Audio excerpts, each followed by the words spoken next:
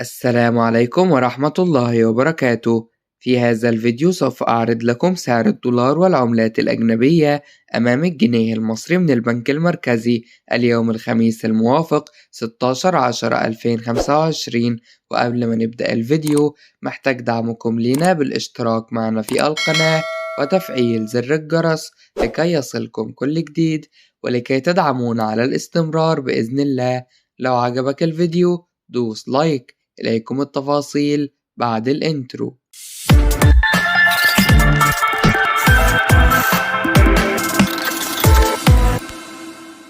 سجل الريال السعودي شراء 12 جنيه و69 قرش وبيع 12 جنيه و72 قرش. سجل الريال القطري شراء 13 جنيه و4 قروش وبيع 13 جنيه و10 قروش. سجل الدرهم الإماراتي شراء 12 جنيه و95 قرش وبيع 12 جنيه و99 قرش. سجل الدينار الأردني شراء 67 جنيه وقرش وبيع 67 جنيه و39 قرش. سجل الدينار الكويتي شراء 155 جنيه وقرشين وبيع 155 جنيه و51 قرش. سجل اليورو شراء 55 جنيه و31 قرش وبيع 55 جنيه و48 قرش. سجل الجنيه الاسترليني شراء 63 جنيه و58 قرش وبيع 63 جنيه و78 قرش. سجل الدولار شراء 47 جنيه و58 قرش وبيع 47 جنيه و71 قرش. في نهاية الفيديو لا تنسونا بالاشتراك معنا في القناة وتفعيل زر الجرس.